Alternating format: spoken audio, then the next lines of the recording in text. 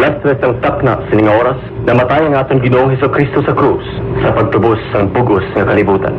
O Jesus, ikaw ang namatay sa pagtubos sang kalat ng katawan. Ikaw ang ginikalas ng kaloy at nakikay sang kagitan.